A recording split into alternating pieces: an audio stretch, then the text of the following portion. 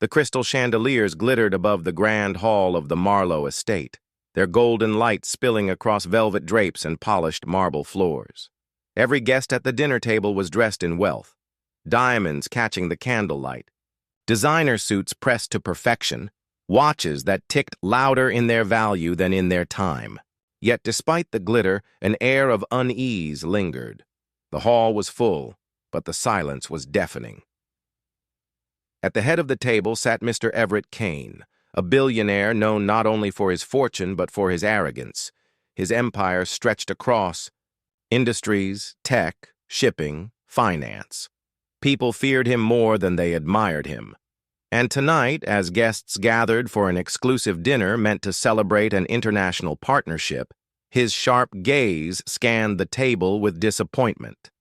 The dinner had begun well, servants pouring fine wine, plates of imported delicacies carried with quiet elegance. But when the Japanese delegation arrived, soft-spoken, precise, their words layered with subtlety, something shifted. Conversations faltered. The Japanese guests, led by the refined Mr. Saito, spoke carefully, their tones steeped in cultural restraint. The American billionaires in the room, accustomed to dominance and boldness, found themselves unsure how to respond. The weight of cultural silence pressed in like an invisible fog. For several minutes, the clinking of silverware against china was the only sound. The room, filled with some of the most powerful men and women in the country, had no words. Their silence wasn't respect. It was discomfort. And that was when Everett Kane leaned back in his chair, smirking. He lifted his wine glass, the deep red liquid catching the chandelier's glow, and let out a laugh that cracked through the stillness like a whip. "Well, well," he said loudly, his voice dripping with sarcasm. "Look at us, the richest men and women in the world, and not a word to share. Have we suddenly forgotten how to speak?" A nervous chuckle broke from one end of the table, but quickly died. Everett continued, mocking the silence. "Perhaps we're too busy trying to understand each other. Or perhaps," he paused, eyeing the Japanese delegation, "some cultures find silence more comfortable than actual conversation." The insult was veiled, but everyone knew what he meant. Eyes darted nervously. Some guests shifted in their seats. No one dared to confront Everett. From the corner of the room, near the serving table, a pair of eyes watched closely. She was no billionaire. She was not even a guest. She was a waitress, her black dress and white apron blending her into the background, her presence invisible to those who thought themselves important. Her name was Angela. Beside her stood her daughter, Layla, who had accompanied her mother that evening to help serve at the elite gathering. Layla was only 17, but her eyes were sharper than most in the room. She had grown up listening to her mother's stories of resilience, of dignity, of a life lived in silence while the rich filled the air with their arrogance. Layla's hands gripped the tray she carried, her knuckles white as she listened to Everett's cruel laugh. Her heart beat faster. She could see the humiliation in Mr. Saito's eyes, the subtle tightening of his jaw, the way his delegation remained poised yet wounded. She could see how no one else, not the CEOs, not the dignitaries, not the so-called leaders of industries, had the courage to respond. Everett raised his voice again. "Silence," he announced, laughing once more. "A language all its own, it seems. But forgive me. In my world, silence usually means one of two things: ignorance or weakness. Which is it tonight, I wonder?" A cold chill swept across the room. The arrogance, the disrespect, the smugness. It filled the air like poison. Angela's hand reached to gently touch her daughter's arm, warning her to stay quiet. They were servants, not guests. Their role was to move unseen. But Layla's eyes burned. Something inside her refused to let the humiliation stand. The weight of silence was too heavy. Her breath trembled, but her resolve grew stronger, and before she realized it, she spoke. Her voice cut through the hall, clear and strong. Silence does not mean ignorance, and it is never weakness. Sometimes silence speaks louder than all the words in the world. Every head turned. Gasps spread like a wave through the table. The billionaire froze, his wine glass hovering mid-air, eyes narrowing at the audacity. The guests stared in disbelief. A young black waitress's daughter, a servant, had dared to interrupt the mighty Everett Kane. The chandeliers still glittered, the wine still shimmered, but in that moment, nothing else mattered. The silence was broken, and for the first time that evening the room leaned forward, not to hear a billionaire, not to hear a dignitary, but to hear the words of a girl no one had expected to speak. The air inside the grand hall thickened with tension. Every eye was now fixed on Layla. Guests who had once ignored her presence suddenly saw her, not as a shadow, not as a servant's daughter, but as the girl who had dared to silence a billionaire. Everett Kane's smirk faltered. For a man accustomed to unquestioned authority, her interruption was a wound to his pride. He slowly lowered his wine glass onto the table, the soft clink echoing like a gavel. "And who," he said in a measured tone, "dares to correct me?" His voice dripped with venom, each syllable heavy with disbelief. Angela's breath caught in her throat. Her hand tightened on her daughter's wrist, whispering, "Layla, please, don't." But Layla's gaze never faltered. She stood straight, her heart pounding against her ribs, yet her voice held steady. "I'm no one of importance," she said softly, "just the daughter of a woman who works here. But silence has been my teacher, and I've learned that in silence, respect is found. In silence, patience speaks. In silence, wisdom waits its turn." The room went still. The Japanese delegation, whose culture revered silence as a form of respect, slowly turned their heads toward Layla. For the first time that night, their eyes softened. Everett chuckled coldly, shaking his head. "Respect? Wisdom? My dear, this is business, not poetry. In business, silence is useless. Deals are made with words, power, and money." Layla tilted her chin slightly, courage flashing in her eyes. "Power without understanding is empty. Money without respect is fleeting. And words without meaning are noise. Sometimes silence says more than all your speeches combined." Gasps rippled across the table. A few guests lowered their eyes, ashamed at how true her words rang. Mr. Saito, the head of the Japanese delegation, exchanged glances with his colleagues. Slowly, almost imperceptibly, he nodded, a silent acknowledgement of Layla's courage. Angela whispered again, her voice trembling. "Layla, please. They'll throw us out. This isn't our place." But Layla gently squeezed her mother's hand, as if to say it has to be said. Everett leaned forward now, his arrogance swelling. "Tell me, child," he said mockingly. "Do you think you understand? Business better than me? I've built empires. I've crushed rivals. I've turned silence into billions." Layla did not flinch. Her voice remained steady. "You've built walls," she said. "You've crushed dignity. And tonight, you've turned silence into humiliation. But you didn't notice, because you were too busy listening to your own voice." The words struck like thunder. The guests froze, unsure whether to gasp or applaud. For the first time, Everett Kane had no immediate reply, his face hardened, his jaw tightening. A man who had silenced boardrooms with a single glare had been silenced himself, by a servant's daughter. The weight of the moment hung heavy in the hall. Then, from the far end of the table, Mr. Saito finally spoke. His English was deliberate, each word chosen with care. "In our culture," he said quietly, "silence is not weakness.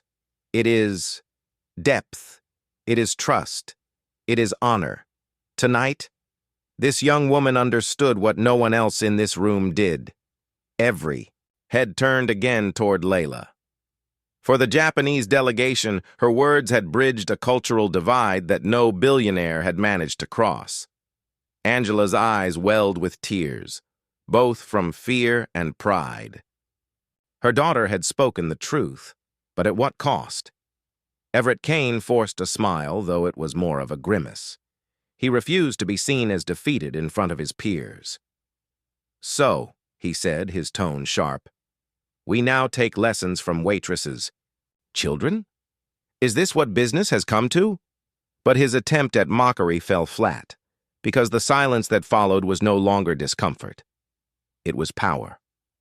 Layla had shifted the energy of the entire room. The guests who once laughed at Everett's jabs now sat quietly, their respect drifting toward the girl who had dared to speak, and Everett felt it. He felt the weight of the eyes no longer admiring him, but questioning him.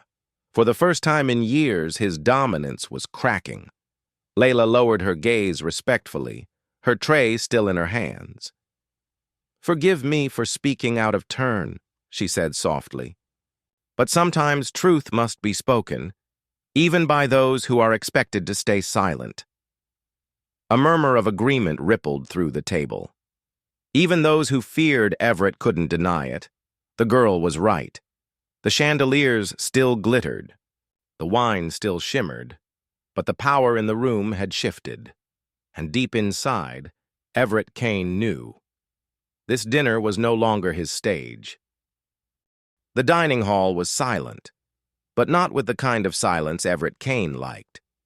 This silence no longer belonged to him.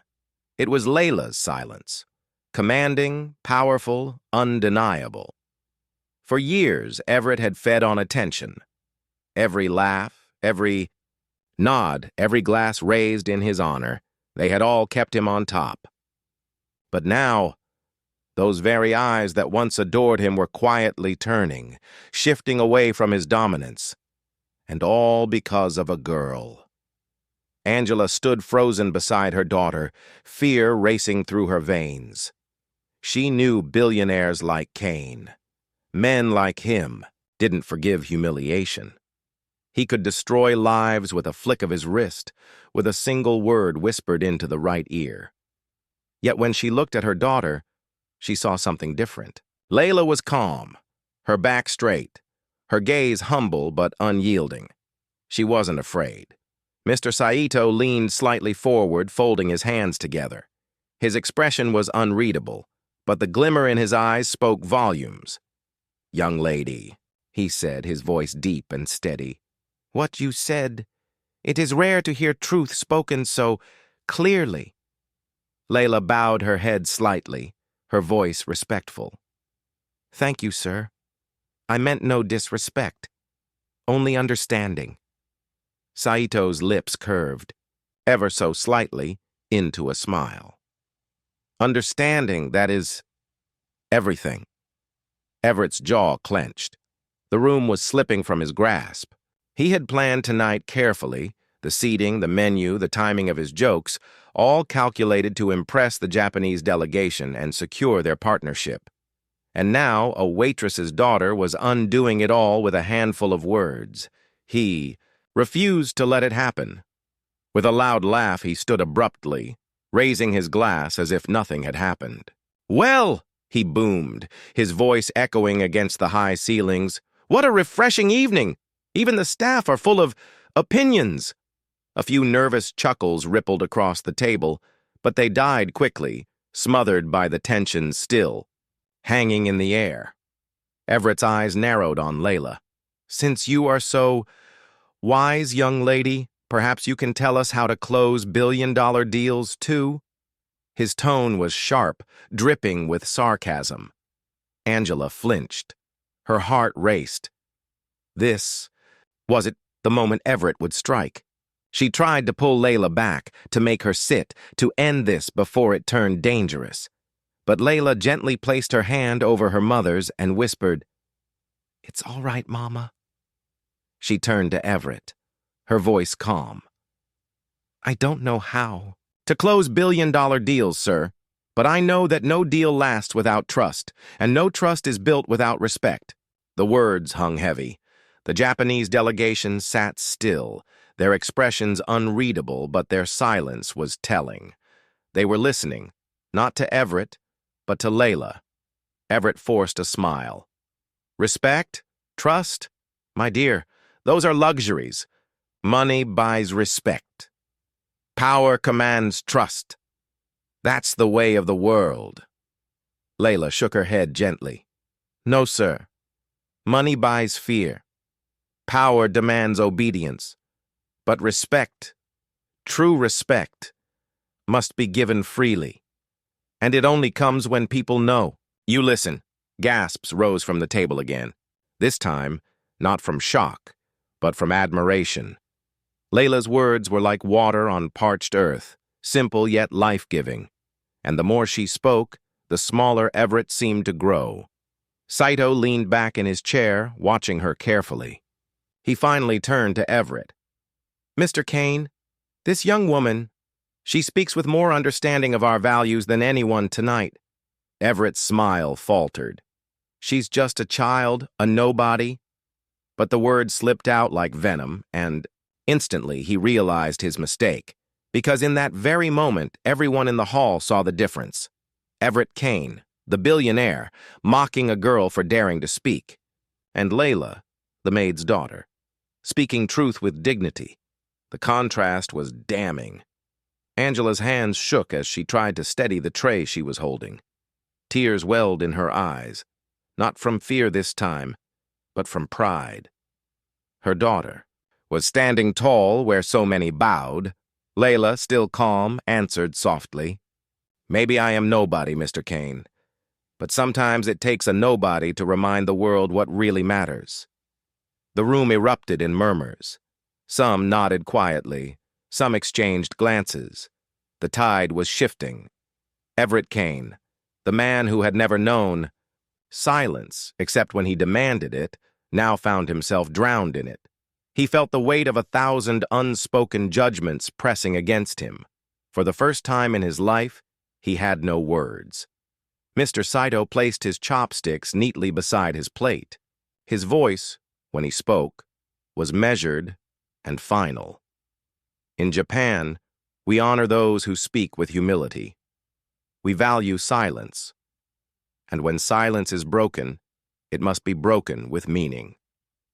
Tonight, it was not the billionaire who understood this. He glanced at Layla. It was her. Every head turned once again to the girl standing beside her mother. The girl who had spoken truth when no one else dared.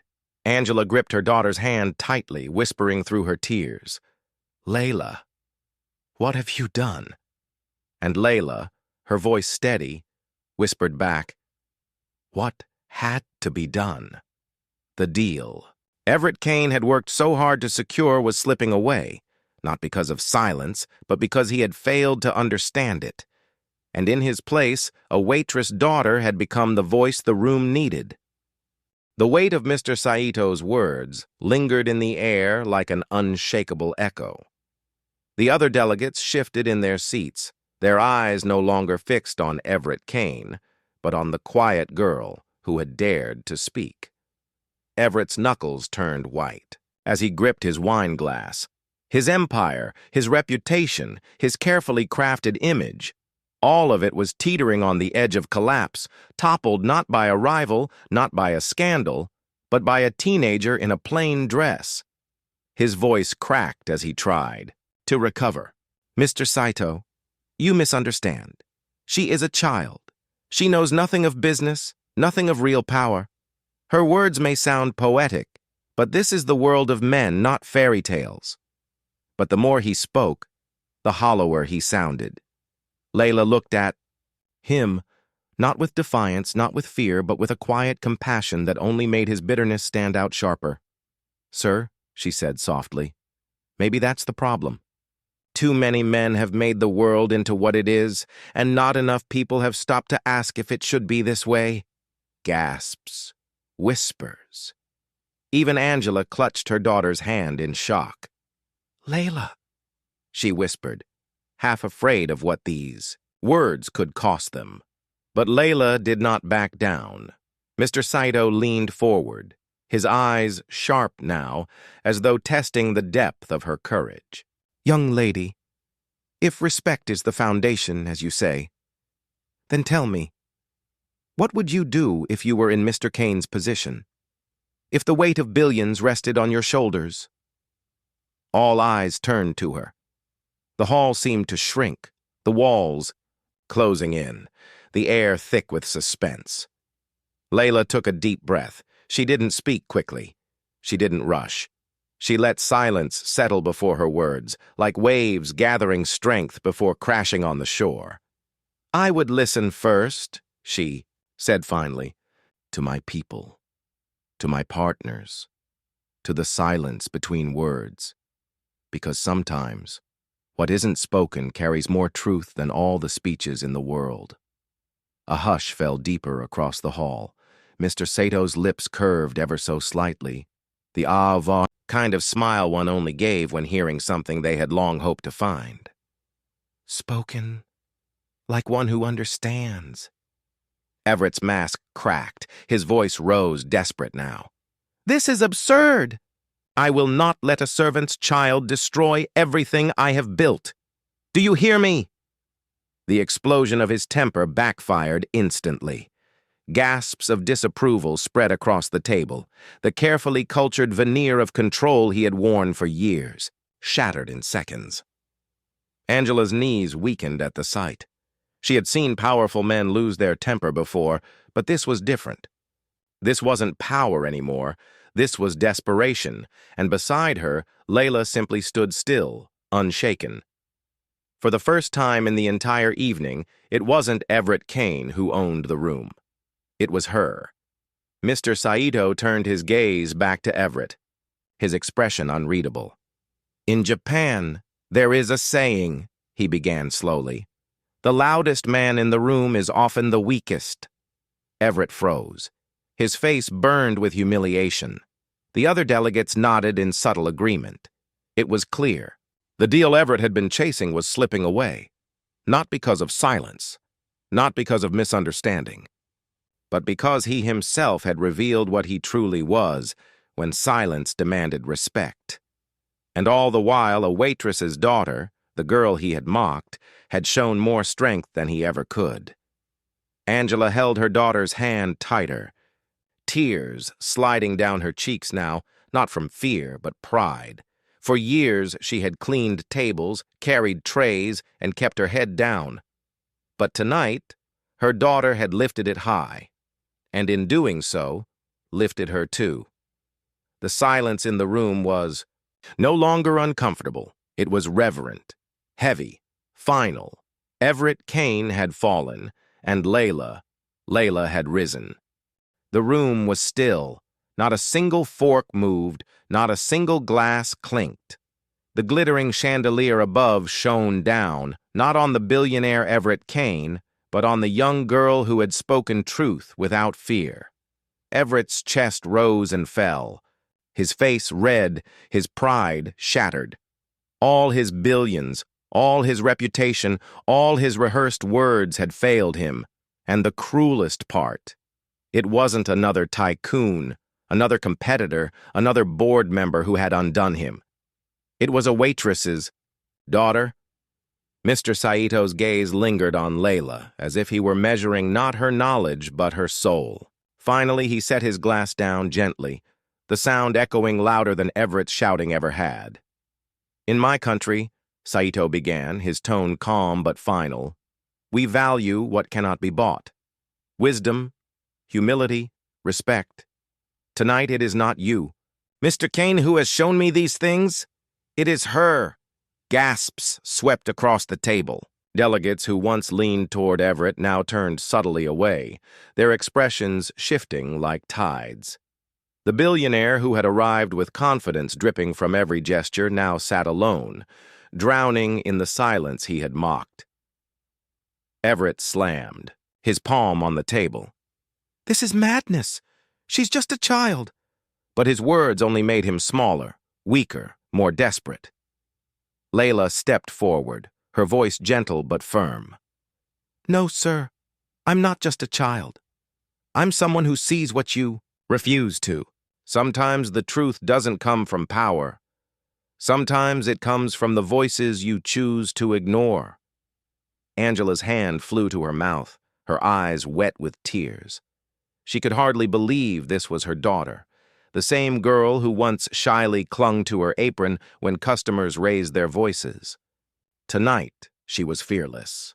Mr. Saito bowed his head slightly toward Layla. You carry the spirit of understanding. Perhaps one day you will lead more wisely than those who chase only wealth. The room erupted in soft applause, at first hesitant, then stronger, until the entire hall, except for Everett, was clapping. Not for money, not for status, but for truth. Everett's face crumbled. He pushed back his chair, the sound screeching like defeat. This dinner, this deal, it's a farce! He stormed out, his footsteps echoing down the marble corridor. But no one followed him.